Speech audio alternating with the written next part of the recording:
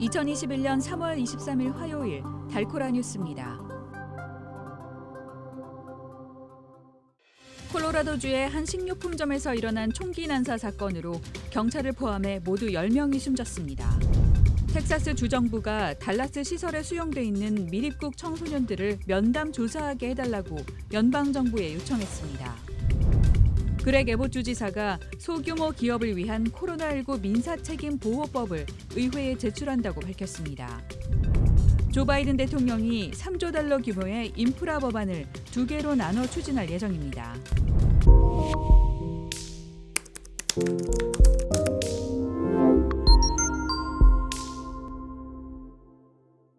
콜로라도주의 한 식료품점에서 일어난 총기 난사 사건으로 경찰을 포함해 모두 10명이 숨졌습니다.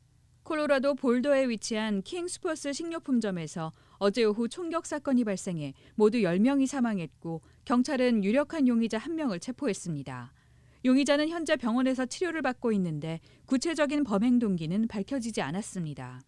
CNN은 경찰 관계자를 인용해 용의자가 범행 당시 AR-15 소총을 사용한 것으로 보인다고 전했습니다.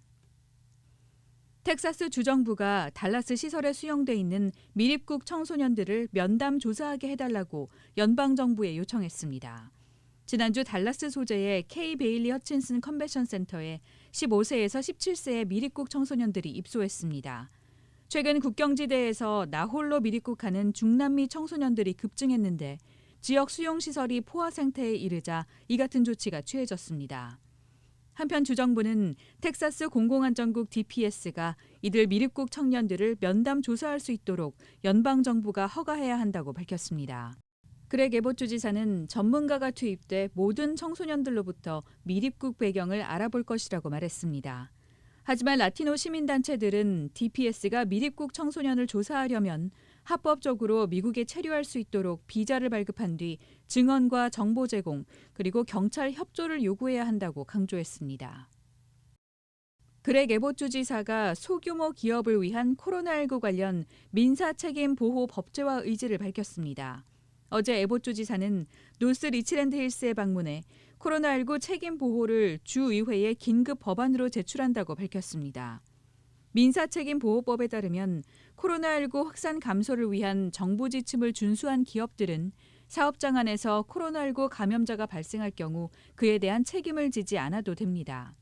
에봇 주지사는 기업과 보건기관들이 코로나19 팬데믹 동안 안전한 운영을 했다면 소송으로 큰 피해를 입어선 안 된다고 법안 배경을 밝혔습니다. 조 바이든 대통령이 3조 달러 규모의 인프라 법안을 2개로 나눠 추진할 예정입니다. 어제 바이든 대통령의 경제자문관들은 이르면 이번 주 대통령에게 인프라 법안을 보고한다면서 3조 달러의 부양책을 2개의 법안으로 나눠 추진하는 방안을 제안할 예정입니다. 한 개의 법안에는 인프라에 초점이 맞춰져 있는데 그중에서도 제조업 활성화와 물류 시스템 개선, 브로드밴드 인프라 확대, 탄소 배출 축소에 자금이 투입될 것으로 보입니다. 또 다른 법안에는 유급 휴가와 무료 커뮤니티 컬리지, 기타 교육 인프라 개선과 같은 경제 불평등을 줄이는 내용이 포함됩니다. 하지만 공화당은 현재 바이든 행정부가 추진 중인 법인세와 소득세를 포함한 증세 방안에 반대 입장을 보이고 있습니다. 오늘의 단신입니다. 오세훈 국민의힘 서울시장 후보가 오늘 안철수 국민의당 후보를 꺾고 야권 단일 후보로 선출됐습니다.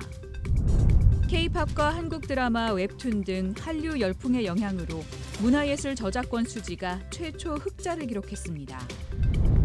코로나19 백신 접종 속도전의 성과를 바탕으로 팬데믹 이전의 일상을 상당 부분 되찾은 이스라엘이 오늘 총선을 치릅니다. 중국산 코로나19 백신이 중국과 해외를 통틀어 1억 7,500만 회분 접종됐다고 중국 국무원이 오늘 밝혔습니다. 지금까지 3월 23일 화요일 달코라 뉴스의 소피아 싱이었습니다.